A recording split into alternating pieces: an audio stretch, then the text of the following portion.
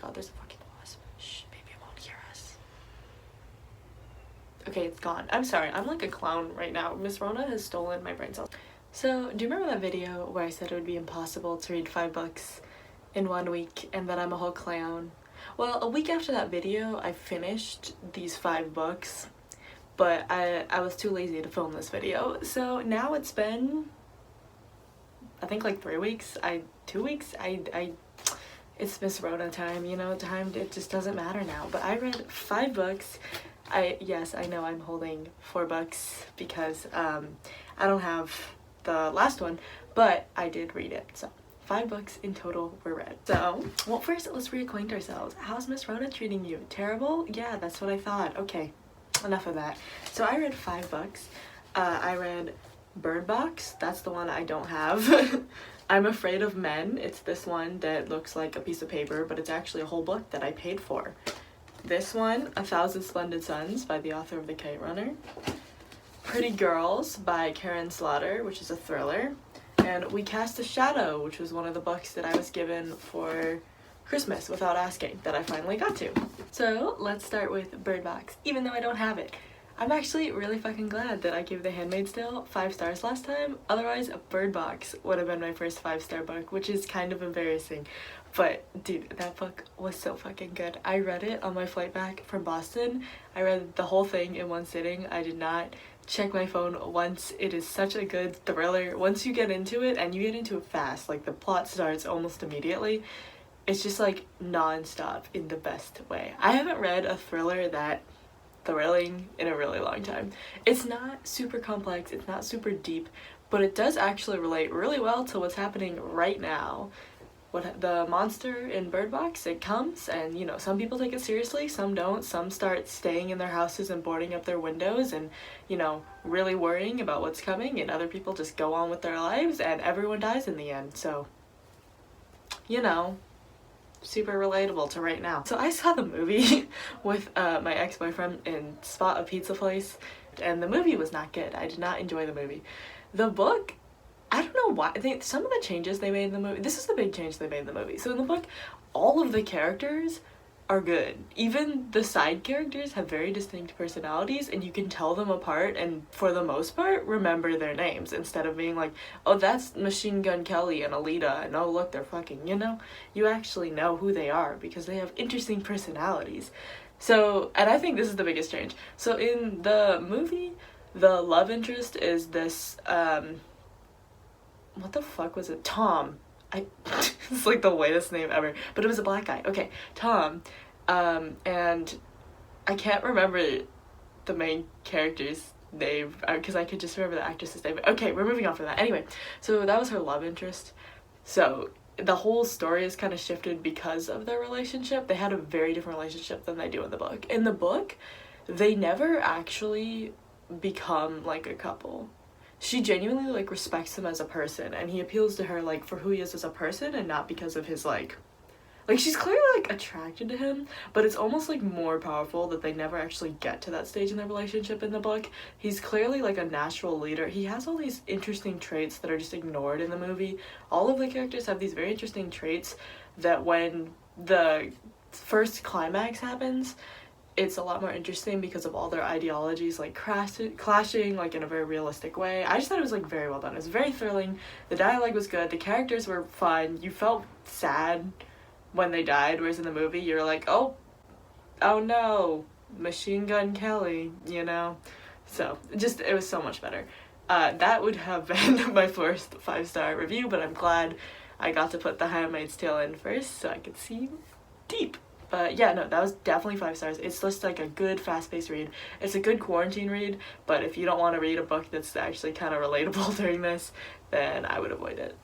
The second book I read was I'm Afraid of Men. I literally like opened it wrong because it's like a piece of paper. This book is really, really fucking short. So it says I'm Afraid of Men, and then you flip it around and it says Men Are Afraid of Me. Okay, this book is a little complicated for me because this book was like 2 stars until like the last 30 pages for me. Because basically, so this book is written from the perspective of a Indian trans woman I didn't know she was trans when I started the book, but it's pretty clear once you start the book. And it actually makes the perspective more interesting because she's lived her life as both a man and a woman. I guess it's like because we've been conditioned to think that for these types of memoirs or these types of like essays, there will be like a big event. There'll be something terrible that happens, and you're like, damn, men do suck. You know, like some terrible event. But in this book, the microaggressions that she describes were so minor.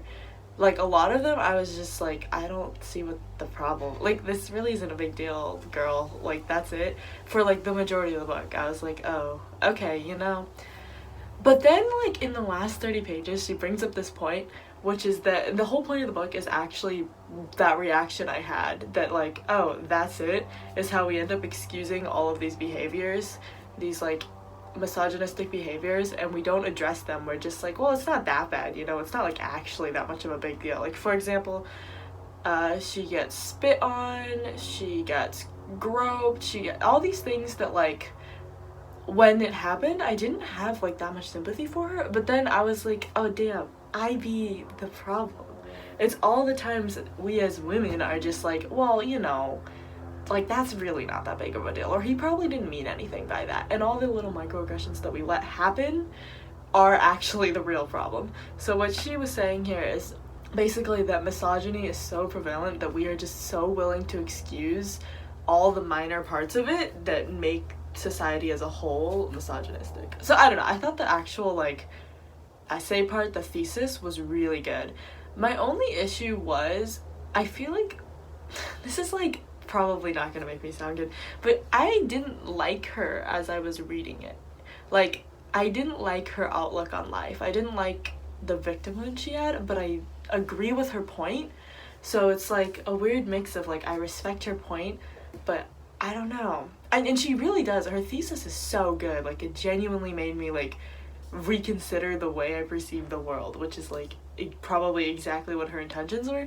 So I would give this 4 stars. It went from 2 stars to 4 stars. Those last 30 pages, they really came through. And yeah, so I would say I'd recommend reading it if you don't have to pay for it, because it's really not worth paying. I bought this used, so it's different. But, like, it's really not worth paying for a book that is smaller than probably the College Board tests we're taking. So if you want to borrow it, I'll give it to you. But yeah, no, I would recommend reading it, but you'll have to be patient because you might get frustrated with her at the beginning, but that's okay. It's okay, because it's worth it in the end. And also because this will probably take you like 40 minutes to read. That's like 1 AP exam. Come on, guys. For feminism, let's do this. So the next book I read, can you even see this? Okay, it's We Cast a Shadow. This book is the book that I was given. It took me a while to even pick it up, but basically this book is about dystopian southern society where everyone is racist.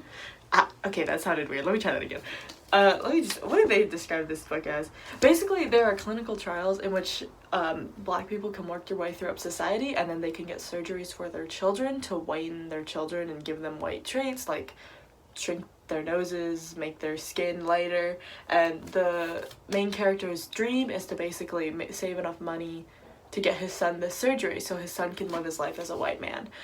And this is actually kind of an interesting concept. I was like surprised by the fact that I kind of got into the book when I first started it, because I don't know, I just wasn't expecting to like it, but I got into it. My only thing I didn't like was the main character's perspective. And this is kind of a weird thing, because the main character's voice is the reason why I actually got into it, like, at all. But then, like, it also, like, took me out of it a little bit. Basically, the main character reads like a YA protagonist. Like, he doesn't read like an adult man. He's very quippy and very fun, but not like... But, like, in the way a YA protagonist would be. Actually, I would say similar to, like, the half-bad protagonist. He reads younger than he is. It's, like, funny, you know what I mean? Like, but I feel like the humor that did, in a way, draw me in also made it hard to take him seriously. Like, there are some very serious and super dark things that happen in this book, and, like, I get the humor is a way to process that, but, like, I don't know, it was just, sometimes it was, like, his perspective was, like, too much, you know? He was too much of a teenage boy for me to, like, identify with him in any way. Like, he doesn't realize that the real evil is white society. So he's like a critique of black men who changed themselves for a racist society rather than realizing that the real enemy is the races. I don't know, I feel like it has some really interesting concepts. I feel like the point was lost somewhere because of how, like, the world building was very poor, I guess is what I'm trying to say. Like, bro, I had no fucking clue what the hell was going on sometimes. Like, there would just be casual things that would just happen, and I'd be like, wait, who, what? And it's never explained. Like, it's kind of clear that something happened. Like, we were heading towards a progressive society, something bad happened, and now we're living in a super racist society. But I don't really know, I don't really understand. I feel like if they explained what happened, like, it would be more powerful, you know, because now it's just kind of confusing. Like, where is the North during this? This is the South. Is the North also racist? Like, or did they just give up on the South and said, you guys do whatever the fuck you want? Another thing is that there's, like, a big part of this is, like, the diversity is so important to, how the fuck is it important to? Oh, it's important to his company, the company that he works at. That's actually why he gets the promotion that would even give him the ability to change his son's appearance. So diversity is something that they really want, but then they're also, like, super racist. And I understand, like, the, you know, it's like how in Get Out, the white dad was like, I would have voted for Obama for a third term. I understand the concept. I just feel like this society was so racist and yet also had weird social commentary elements of our society that it didn't work as well. Because I was like, bro, if you're gonna treat black people like this, why the fuck would you even pretend to care about diversity? Like, I don't know, there's just some world building stuff that just made no sense. I thought the end was good though. It was just kind of sad though. It just kind of was like, oh, that sucks, you know? I don't know, this book didn't really do it for me, but it wasn't like bad, so I'd say it's like 3 stars, you know? I don't know, man. It wasn't bad. The main character was funny, even if he was out of place. I don't know, man. Take it or leave it. The next book I read was Pretty Girls, and this book is actually kind of controversial. There's a car. Well, guess we'll just wait for that. Okay, so this book is actually kind of controversial in book 2 because it's super violent. This book is, like, crazy violent. It's crazy fucking dark. But I was really out here. I was going to give it 5 stars. I was really going to give it 5 stars because I feel like this book is really good. The female relationship, the sister relationship in this book is so good. Like, I feel like the writing is good. The story is really interesting. It works as a very, very good thriller. Like, you want to know what happens next, which is the point of a thriller. Gillian Flynn, the writer of Gone Girl, said, I'd follow her anywhere. Slaughter's eye for detail and truth is unmatched. Yeah, and it's like, you know, I agree with you, Gillian. You're right. But, okay. There are... then I, like, thought about it, and I was like, this book is, like, I think it's a 4.5 stars for me. I would highly recommend reading this book. Okay, who the fuck is driving a motorcycle during this pandemic, guys? What? Anyway, what the fuck was I even saying? Can you tell these videos are unscripted? Okay, oh, I was gonna say, I don't know, I'll just start talking about something else that I liked. Anyway, so the writing was good, the, plot was really fucking good, it was a thriller, it thrilled me, like, it was just a really fucking good thriller, and the characters were really good. Like, this book just kind of had it all. One of the sisters kind of remind me of, like, the writing from, Big Little Lies, like, it was very similar to that. And then the other sister was, like, a character for Big Little Lies, which I thought was funny. And then the story is just so much darker. It's just so, like, there's rape, there's torture, there's horror. It's basically, so, pretty girls have been going missing, for a while. And the 2 sisters who are the 2 main characters, their older sister is one of the girls who went missing many years ago, and they meet back up later after Claire, who was the sister who's kind of like a character from Big Little Lies, after her husband is murdered, and that's where the story starts, and it's just so intriguing. Like, it starts off and you're like, oh, this is cute, and then the husband gets murdered and you're like, what the fuck? And then the it starts off from the perspective of their father, whose oldest child, their older sister, went missing, and it's super dark. It's just so good, bro. I was swept. I would say there are a couple things. Basically, the reason why I changed from 5 stars to 4.5 stars is like, I feel like they're just like, there's this weird thing where like Claire, the wealthy suburban sister, is like racist.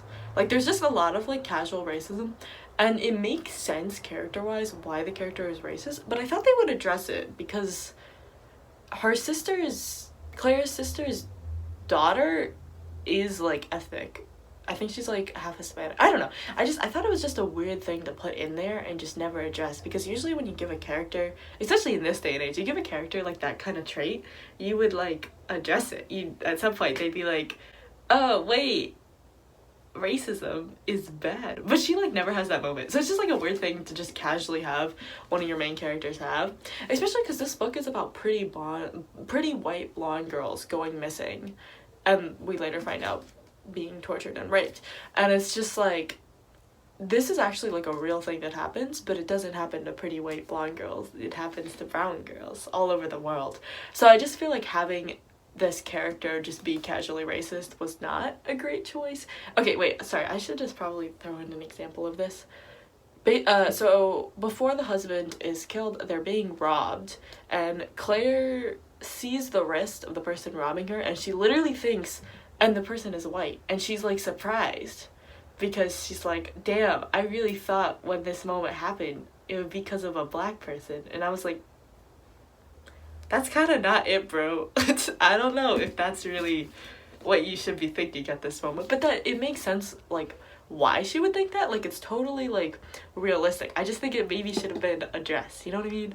But I would still highly fucking recommend this book. If you are stuck in quarantine, read this book. It is just a good time. I bought it used for like, I don't know, $2.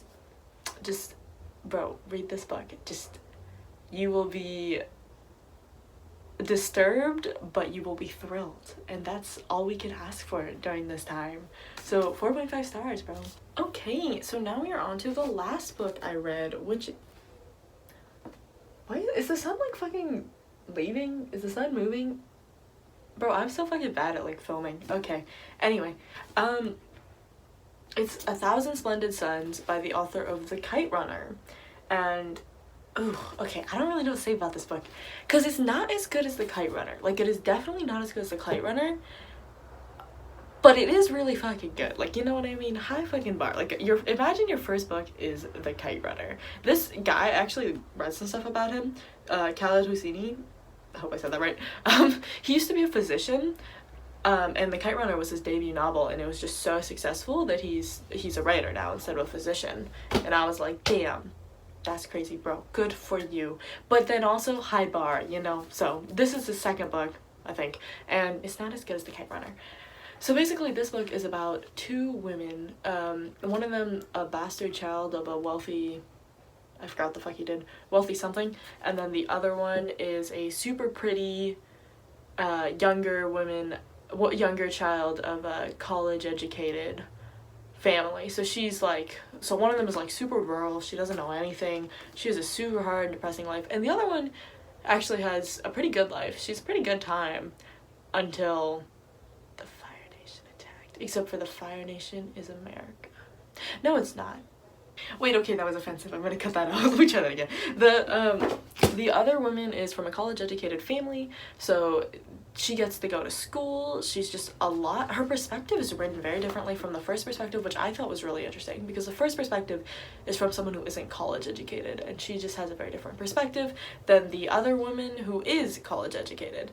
So I don't know, this book, here's the thing about this book, it is super fucking depressing. Like, something happens very early on that is just really, you're like, whoa, what the fuck? And then this other thing happens, then she gets married off when she's around 15, and you're like, damn. And then the guy is abusive, and you're like, damn. I don't know, it's just nonstop. It's nonstop sadness. And then you get to switch to the younger woman, who's a young girl who isn't even born yet during the time of the first woman, during when this book starts. And this younger woman is, you know, she's the one who's educated. Her perspective is really interesting, and it's actually kind of optimistic, because she's more able to process what's going on. So there's a lot of political stuff happening, but it's not, like, too much for someone who doesn't know that much about Afghanistan, because the first character also doesn't know what's going on. So it's explained in a way she would understand, so we would understand, and it is so depressing. Like, what these people go through, and what I'm sure a lot of real people went through, is so depressing. It's non-stop depressing. And then the end of the book, something happens. So basically, they both of these characters end up the wife of that one abusive guy, and yeah, so that's kind of like the plot, and it is very interesting. And the relationship between these two women, the way it develops, is really well done. It's really fascinating. I would just say, like, I don't know, this book is just, like, I feel like you should have to read it. If you live in America, you should kind of just have to read this book, because it's so dark, and it will make you think, like, Jesus, like, what some of these people had to go through. Probably a lot of people had to go through.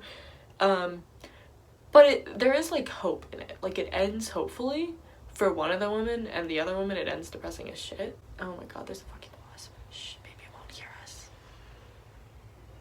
Okay, it's gone. I'm sorry, I'm like a clown right now. Miss Rona has stolen my brain cells. Okay, this book is good. It's depressing as shit, but it's really fucking good. You should read this book, honestly. You will be very sad, and you will not have a good time, but you should read it. That's how I should recommend books. You won't like it, you will be sad, you might cry. I teared up at the end, but you should read it, guys. You should. But, like, for real though, you should read this. I would say this is 4 stars. Is just, I feel like because it's so sad in a different way, the message isn't as strong as in The Kite Runner, but it's still really good. So, I would recommend it. Okay, so now to conclude from all of this, quick wrap up. I rated Bird Box 5 stars because it's a really good thriller, and you will just have a good time with it. It might scare you though during these times, because it is not comforting for what will come after this. I'm Afraid of Men, I rated 3 stars. I think I rated it much higher on Goodreads. I totally just lied there. Why the fuck did I say that? I rated it 4 stars. What am I saying? Because you will get frustrated with this author, because you'll be like, why are you being such a victim? Like, what is with this victim mentality? Like, every little thing, like, things you will, like, if it happened to me, I would be like, you know, like, it's not that big of a deal. But then she comes through at the end, and she's like rationalizing all of these little things is what curated such a misogynistic society, and it's how actually terrible things that do happen and go ignored are allowed to happen. It's because we accept all the microaggressions done to us. And I was like, damn, that thesis though, like, you kind of have to read this thesis. It's like so good. It will be like, wow. I mean, for me, it like changed the way I perceive how I process certain events that have happened to me and have happened to other people. So I don't know, that's a pretty good essay if it makes you reconsider that type of shit. 4 stars. And then I read I feel like I did this book next, didn't I? Okay, I did this book next. I don't know, this book just didn't do it for me. I don't really have that much to say about it. It just didn't really do it for me. I gave it 3 stars because it didn't really, the ending wasn't really good. I don't know, the ending didn't really come through, the book didn't really come through, nothing really came through, but it is like, it does have some interesting concepts, so I don't know, man. Maybe you guys would like it more. Okay, and then we're on to this book. This is definitely my favorite book of all of these, even though I didn't rate it the highest. Oh, maybe Bird Box. No, I think this is my favorite. This is my favorite book. I was so into this book. Like, the ending is so satisfying. What happens with one of the characters is so fucking satisfying. The development of these women is so interesting. I feel like I would rate it 5 stars if I put it into Goodreads, but I'm gonna say 4.5 stars because I feel like it's just such a little thing what knocked it down for me. But so it probably won't do that for you, but I don't know. I just feel like the real world implication of what's going on here, of what actually does happen to a lot of brown women, Mexican women, and to then have one of the characters be racist and just never have her like challenged with that was kind of like, I would say it's just a little distasteful, you know what I mean? But like, honestly, it doesn't detract from the thriller element. So, you know, you guys will probably have a good time with this book. No, a good time is not the right word. This book is like absolutely disturbing as shit, but it will thrill you. You will be thrilled. And now Was that scary? Am I coming on too strong here? Sorry guys. Alright, now we're on to the final book that was ever written before the apocalypse. No. The final book that I read, which was 1,000 Splendid Suns. This book is so sad. You will not have a good time. It made me cry. No, I don't think actually. I teared up. I teared up at the end of this book. Yeah, so you should probably read it because it actually it made me like upset because you know it's true. You know this is happening to real people. You know like this level of sexism. I don't know, it's just like it made me upset. It'll make you upset, but it should make you upset. You should be upset. So you know, you should probably read this book, but you will be sad. Okay, so those are all the books I read. The 2 books that I know for sure I'm going to read by this next one. Actually, okay, one thing. So I have like around 10 books left, which means in 2 more of these, I will have finished all of the books that I own, which is kind of trippy, bro. Like, I'm probably gonna try to read Becoming by Michelle Obama because the Netflix movie is out, and then I have The Rise and Fall of the Dinosaurs, which I have started, and then after The Rise and Fall of the Dinosaurs, I'm gonna read Jurassic Park, so I'll have like more of an understanding. Those are just the 3 books that I know for sure I'm gonna read. I got some other ones, but yeah, I hope you all are holding up during Miss Rona, even though I know you're probably not. See you next week, month, the end of the world. Who fucking knows, bro? Bye.